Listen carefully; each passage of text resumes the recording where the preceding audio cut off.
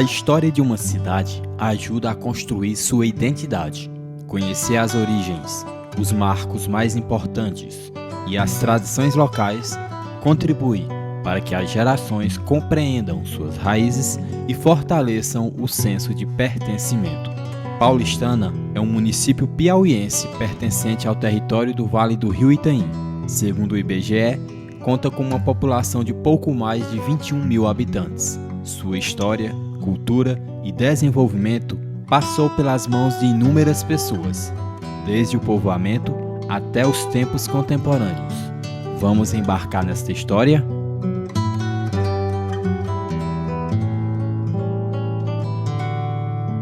O atual município de Paulistana originou-se da antiga povoação de Paulista, que depois, em 1883, se tornou uma freguesia. 2 anos depois, foi elevada à categoria de Vila Autônoma, com o nome de Vila de Paulista.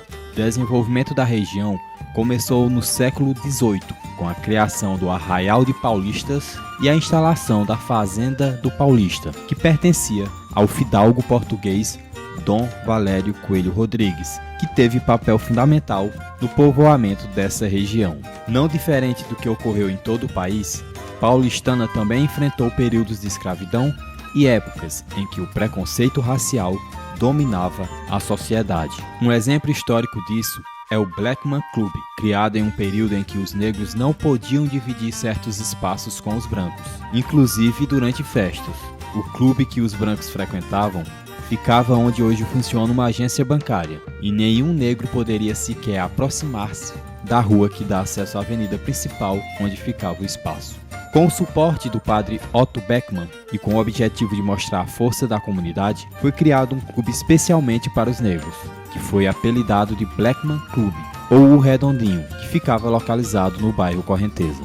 Mesmo com as dificuldades e o preconceito, com o passar dos anos, inúmeras personalidades deram importantes contribuições para o desenvolvimento e a história do município de Paulistana. José Miguel da Silva, conhecido por todos como Zé Miguel, foi uma das referências da cultura e do folclore da cidade de Paulistana. Iniciou suas atividades no folclore aos 23 anos e realizou reizado por 41 anos consecutivos, além de ser um dos primeiros animadores dos blocos de carnavais que aconteciam na cidade, especialmente no bairro Correnteza. Quem também deu grande contribuição para a cultura de Paulistana foi a senhora Davina Antônia da Conceição, ou apenas Dona Davina, hoje com 102 anos de idade, que esteve à frente da organização do reizado na cidade de Paulistana. Também foi responsável pelos tradicionais carnavais do Blackman Club, no bairro Correnteza. Nas páginas de sua vida, também há registros de uma admirável fé e devoção a Nossa Senhora dos Humildes, padroeira de Paulistana. Foi uma das primeiras catequistas da paróquia da cidade e, por vários anos, dedicou-se na organização dos festejos em honra à padroeira. Dentre tantas personalidades históricas, nós podemos citar Francisco Roque da Silva, que nasceu no dia 4 de abril de 1896 do século XIX, no interior do município de Paulistana, em uma comunidade chamada Malhete, na região do assentamento Cachoeira. Ele foi um grande e respeitoso artesão que foi muito conhecido entre os contemporâneos do seu tempo. Casou-se com Maria Vitória da Conceição, que foi uma excelente parteira e realizou diversos partos na região. Era conhecida como Mãe Vitória. Francisco Roque da Silva, mais conhecido por Chico Roque, esculpia imagens de santos, oratórios, araras, tatus e várias outras obras-primas. O material preferido que ele utilizava para fazer essas obras era a umburana. Chico Roque residiu muitos anos aqui na cidade de Paulistana. Até quando chegou o período de se aposentar, ele teve o direito de receber os valores atrasados e decidiu residir no município de Conceição do Canidé, aplicando todo o valor recebido na compra de uma residência. O padre Otto, que também atendeu a igreja de Nossa Senhora da Conceição, em Conceição do Canidé, ouvindo falar sobre a pessoa de Chico Roque, certo dia foi visitá-lo em sua residência. E lá ele se deparou com várias imagens de santos que o próprio Chico Roque esculpia. E ele ficou muito admirado. E em certo momento da conversa, ele pediu as ferramentas de Chico Roque. E observou que essas ferramentas eram simples e que estavam desgastadas. Então o Padre Otto lhe fez o convite para que ele pudesse viajar com ele para a Alemanha. Porém, Chico Roque recusou esse convite, porque ele sabia que na Alemanha a maioria das pessoas eram de cor branca e ele era uma pessoa de pele negra. Então ele ficou com receio de fazer essa viagem juntamente com o Padre Otto Beckmann. Com o passar do tempo, o Padre Otto viajou para a Alemanha e trouxe um conjunto de ferramentas e presenteou Chico Roque com esse conjunto. Chico Roque ficou bastante contente com o presente que ele recebeu do Padre Otto. Depois, o Padre Otto encomendou a Francisco Roque uma imagem de São Jorge, que foi doada para uma das igrejas da Alemanha. Significa dizer que existem obras-primas, obras de arte, feitas por este escultor na Alemanha. Valfredo José da Costa nasceu no dia 3 de julho de 1931, na data jacobina, hoje município de Jacobina do Piauí. Filho de Celestina Alta de Jesus e de José Adão da Costa. Ele foi professor, militar, bancário, enfermeiro e poeta. Viveu quase 30 anos entre o Paraná e São Paulo. E foi justamente no Paraná, entre os manguezais, que ele escreveu a letra do hino de Paulistana. No final da década de 70, ele retorna à sua terra natal com o propósito de compartilhar os conhecimentos que ele adquiriu no período que esteve morando fora. Professor Valfredo José da Costa era um homem de elevada intelectualidade, amante dos livros e deixou seu legado na história de Paulistana. Morreu no dia 20 de agosto de 1994, aos 63 anos de idade. Quem também contribuiu grandemente com a história de Paulistana, mesmo não sendo paulistanense, foi o padre alemão Otto Beckmann, que trabalhou durante muitos anos na paróquia Nossa Senhora dos Humildes e viveu na cidade até seus últimos dias de vida. Padre Otto deixou seu legado como mensageiro da paz, com ações em prol dos mais carentes e lutando para amenizar o preconceito enfrentado pelos negros em Paulistana. O sacerdote também era conhecido pelas orações de cura, sendo procurado por milhares de fiéis durante vários anos. Eu construí capelas, escola, colocamos pessoal para alfabetizar os dirigentes, viu? E para também refletir juntos como podemos melhorar a agricultura. Padre Otto faleceu em outubro de 2019, aos 90 anos de idade, e foi sepultado na cidade de Paulistana. Jesus disse para os apóstolos, mandou todos para os doentes, impor as mãos, rezar e curar. Então, segundo esta ordem, eu comecei. A letra do hino criado pelo professor Valfredo foi oficializada pela Lei Municipal número 56, de 2 de maio de 1988. És, ó ricão triunfal, recanto feliz do meu Brasil. Paulistana, és o fruto do amor, de um povo forte, capaz e lutador. Paulistana, és o fruto do amor, de um povo forte, capaz e lutador. Avante, minha cidade, pela estrada da vitória, por toda a eternidade, serás revestida de glória. Paulistana, és o fruto do amor, de um povo forte, capaz e lutador. A cidade de Paulistana cresceu e se desenvolveu no entorno de uma capela, que anos depois se tornaria a igreja matriz de Nossa Senhora dos Humildes. Todos os anos, No dia 15 de agosto, desde as primeiras horas, centenas de fiéis chegam de todas as localidades para acompanhar o tradicional festejo, uma prova de fé, devoção e amor.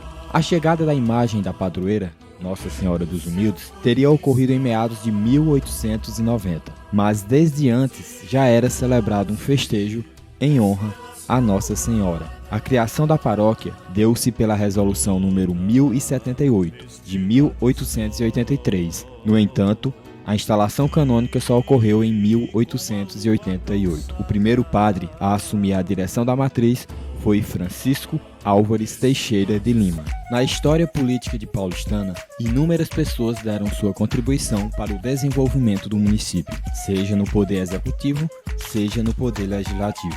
Da mesma forma, algumas experiências políticas também acabaram não dando certo e ficando marcadas na memória dos paulistanenses. Eu me recordo bem na minha primeira eleição, o andar da carruagem da campanha política, a serrada, e corre para ali, mas sempre as pesquisas nos dando muito conforto. Todas as pesquisas feitas, o candidato nessa época era Dr. Luiz e Dona Helena. Certo? Todas as pesquisas mostravam o Luiz lá em cima, 16, 17 pontos de vantagem. Certo? Quando encostou pertinho das eleições, foi descendo, claro, um pouco, né? Chegou a ter 9 pontos de vantagem. Foi a última feita e que ele se baseou nisso. Para faltar 5 dias para a eleição, ele dizia para a gente que a gente era frouxo.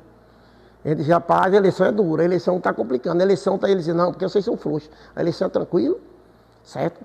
Não tem nenhuma dúvida, eu ganhei a eleição com mais de 1000 votos de maioria, mas quando se apurou os votos, que foi a primeira eleição por urna eletrônica. Foi uma surpresa muito grande.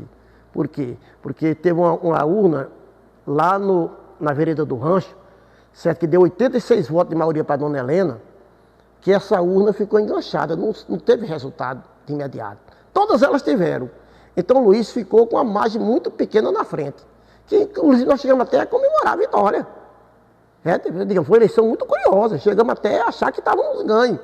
Quando veio o resultado dessa urna da vereda do Rancho, 86 votos, perdemos a eleição por 62 votos. Eita, rapaz, que foi duro, viu? Foi uma eleição dura, que mudou muita coisa na história política. Primeiramente, porque nós tivemos uma tragédia administrativa. De 2001 a dezembro de 2004. Ave Maria, foi terrível para o município. Porque nós que temos mais de 35 anos sabemos do que ocorreu nesse mandato, né? Foi uma coisa terrível para o povo. As políticas públicas se acabaram, se liquidaram nessa gestão, né? E daí para cá vem acontecendo as gestões aí aos troncos e barrancos, mas tendo algumas coisas que ainda o povo ainda tem no que se agarrar. Agora, meu amigo, tragédia mesmo, na política de Paulistana, aconteceu tragédia administrativa, igual essa que aconteceu agora. Nesse mandato, eu acredito que nunca mais na vida ninguém vai conseguir superar. Porque essa sim, essa foi uma tragédia. Olha que gerou tudo. Tudo, em todas as pastas, não tem uma que se possa elogiar, não tem uma que se possa se destacar.